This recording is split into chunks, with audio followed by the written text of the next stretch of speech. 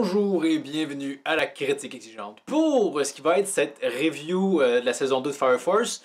J'avais déjà fait de la saison 1, il y a une collaboration avec, j'ai toujours mis l'accent sur son chaîne, Yoyanis. Donc si vous ne l'avez pas vu, c'est l'occasion de le regarder.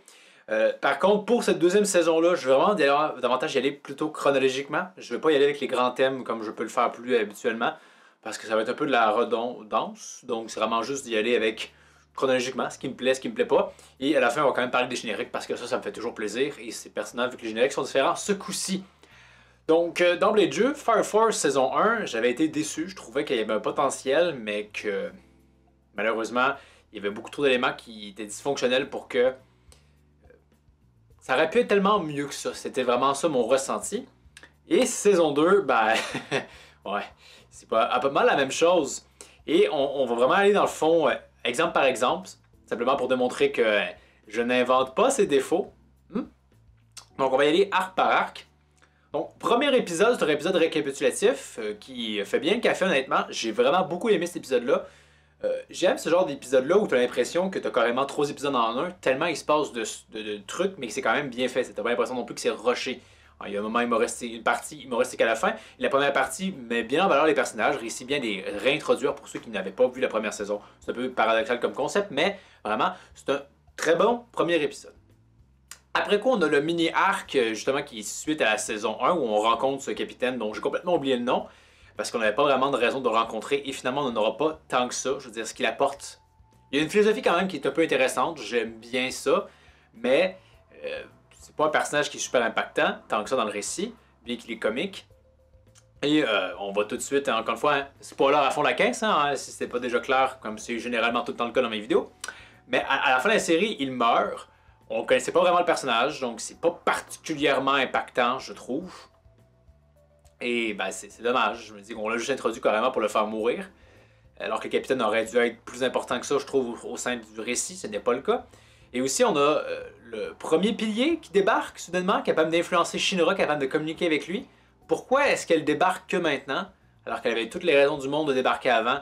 Il y a ça qui est un peu bizarre, d'autant plus que tout le délire de Shinra qui est corrompu, c'était pas spécialement plaisant, bien que ça servait de bons motifs pour mettre en valeur Arthur, personnage qui d'ailleurs, je trouve, va être vraiment plus appréciable. On va davantage comprendre sa gimmick qui est quand même spéciale mais unique à travers la série. Donc il y a ce bon point-là, leur combat est quand même bien fait. Mais tout le délire avec Shinra, je sais pas.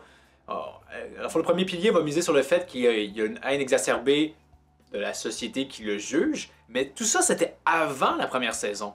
C'est avant la première saison et dès le premier épisode qu'on avait un peu ce dilemme-là qui était rapidement résolu parce que la 8e division ne le perçoit pas comme un démon. Il reçoit finalement, si on veut, de l'amour. Alors que finalement faire comme « Ah non, finalement, je suis encore pris dans mon passé », je sais pas. Ça aurait mieux fonctionné dans une saison 1, ce schéma-là, que dans la saison 2 où tu as l'impression de juste...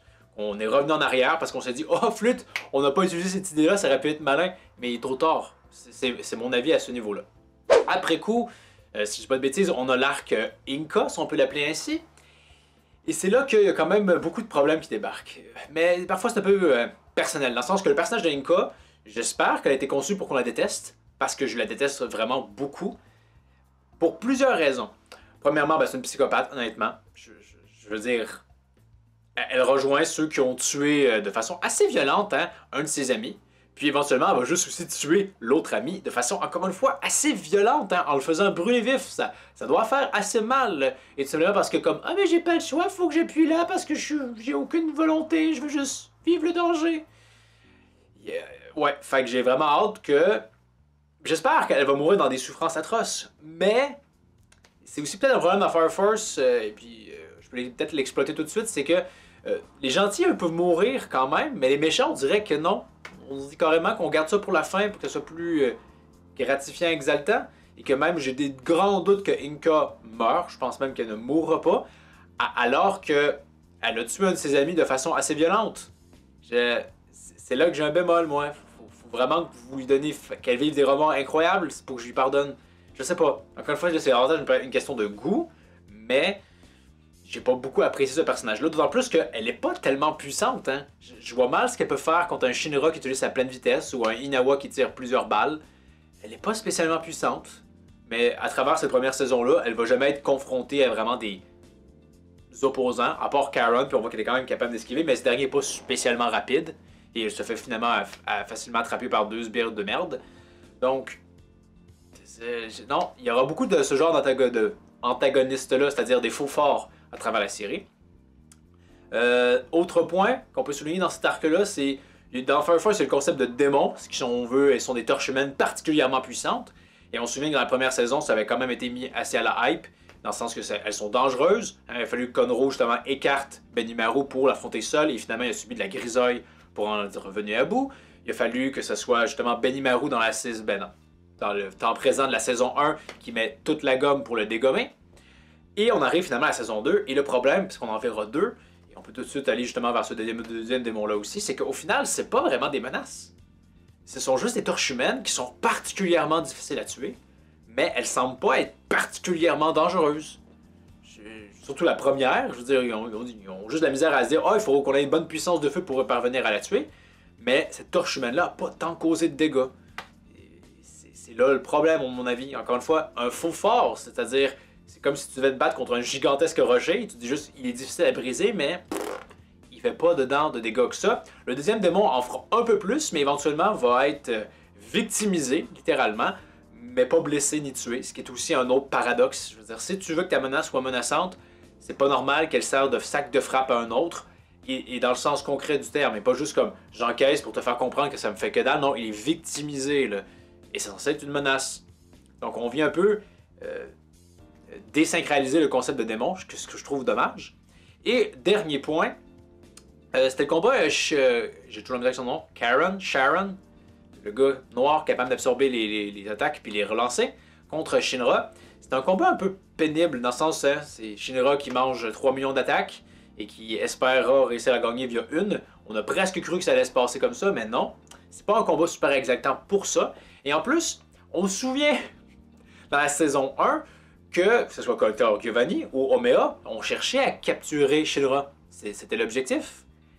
Et là, Karen est capable de le faire parce que Shinra est crevé face à lui et lui est relativement frais, il a même à disposition des hommes, et il s'en va. Il fait juste s'en aller. Ce qui est assez contradictoire, honnêtement. Donc, ça conclut cet arc-là qui était, comme à mon avis, pas spécialement exaltant pour toutes les raisons que j'ai vu vous mentionner. Après coup, on a l'arc Shin, ou Amaterasu version Shin, qui... Et j'ai toujours un grand respect pour les fillers en général. Hein. On regarde le filler et après on juge, mais ça semble être un peu du filler. À travers notamment les animaux qui parlent, mascotte, c'est d'où est-ce que ça sort. En plus qu'on s'en va justement loin. Je sais pas, qu'on avait une version Amaterasu B, d'où est-ce que ça sort. Il y avait ça qui me laissait un peu... C'est juste toute la pertinence de cet arc-là était un peu questionnable. Tout ce qu'on a appris vraiment, c'est que dans Amaterasu, ou n'importe quel Amaterasu, il faut un possesseur du Other Burst pour que ça fonctionne. C'est ce qu'on apprend grossièrement, la chose la plus importante. Bien que l'arc, ça avait quand même à développer un peu plus ce personnage de Juggernaut, c'était bien. Aussi l'espèce de quête avec le gaz hilarant, les serpents, c'était bien. Aussi l'introduction de 2 personnages, c'est drôle, je pense qu'ils font la partie de la division du capitaine que je vous disais au début qui n'était pas spécialement intéressant. Eux le sont beaucoup plus. Je veux dire, celui qui a les sifflets est quand même, je trouve, un pouvoir assez agréable, une espèce de support, c'est bien. Et celui qui est noir, lui par contre, je trouve que son pouvoir a vraiment une versatilité un peu trop élevée. Mais en même temps, ce personnage-là a l'air tellement compétent que tu te dis juste pourquoi est-ce qu'on l'a pas vu avant. Je veux en voir plus de ce personnage-là. Donc là-dessus, 2 bons nouveaux personnages. Mais comme on le verra, probablement, le problème c'est que Fire Force va justement souvent ajouter de nouveaux personnages. Alors que les anciens que tu n'as pas encore vraiment développés, puis il faudrait peut-être que tu me travailles pour que je m'en soucie. Mais on peut en parler d'un point, ça va revenir plus tard. Je disais qu'on développait le personnage de Juggernaut. Le problème, c'est qu'on va aussi lui conférer un faux pouvoir qui c'est juste tu comprends pas, puis c'est ça. À un moment donné, il se fait empaler par justement un démon. C'était un des rares moments où tu disais comme ah oui, le démon était en fait une menace, il est capable de faire des dégâts. Mais en réalité, non. Le trou de mémoire est quand même assez immense, mais finalement, comment est-ce que Juggernaut s'en sort? C'est parce que il est mince, il porte beaucoup de couches de vêtements, donc ça ne l'a pas touché, mais les vêtements sont capables de repousser, un peu à la manière de Boo dans Dragon Ball. C'est juste que c'est jamais tellement établi c'est quoi la limite de ça, et on le verra plus tard dans son autre combat. Ça fait en sorte que quand il se bat, tu peux juste attendre et tu comprends pas trop. Bon, ben, on va attendre que son pouvoir atteigne une limite quand on le sait pas, mais ça va arriver. Ah, et voilà, ça a arrivé. C'était un petit peu une espèce. Ça se voulait comique, on n'explique rien. J'ai pas beaucoup aimé ce passage-là, honnêtement. Par contre, je peux souligner que Tamaki va essayer d'agir et ça finira pas en fan service. C'est bien à ce niveau-là. Arc du milieu, et c'est là qu'on voit quand même, on dirait qu'un parallèle de saison à saison. L'arc du milieu dans la saison 1, c'est Benimaru, et on retourne vers Benimaru avec Joker. C'est probablement, je pense que c'est 3 épisodes, le meilleur 3 épisodes de toute la saison, parce que je trouve qu'on a les personnages les plus intéressants. Bref, on sait vraiment d'aborder l'intrigue plus en profondeur, et on a des héros qui progressent un peu plus, d'une certaine façon. Voir Benimaru à l'action, c'est toujours un plaisir.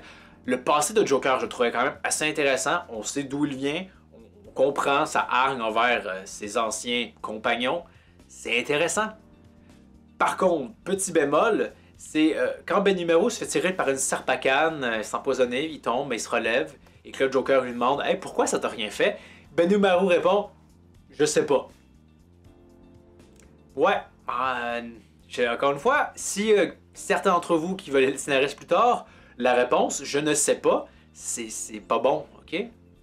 Ça ne met pas en valeur Benimaru. Il a réussi à survivre à du poison par la chance. C'est ridicule. Et on dirait que c'est juste mis en place pour que plus tard, Joker puisse utiliser son gaz hallucinogène et il va dire « Ouais, j'ai pu l'utiliser parce que ça va rien faire à Benimaru. » Encore une fois, c'est 2 gaz différents en même temps, ou 2 poisons différents. C'est un peu stupide comme passage, honnêtement. Également, on voit aussi un petit peu plus Barnes, ce qui est toujours bien aussi. Bien que c'est un peu... il voulait se frotter contre Joker, mais là, Benimaru débarque et finalement, non. C'était un peu comique, mais c'était quand même un peu étrange comme passage.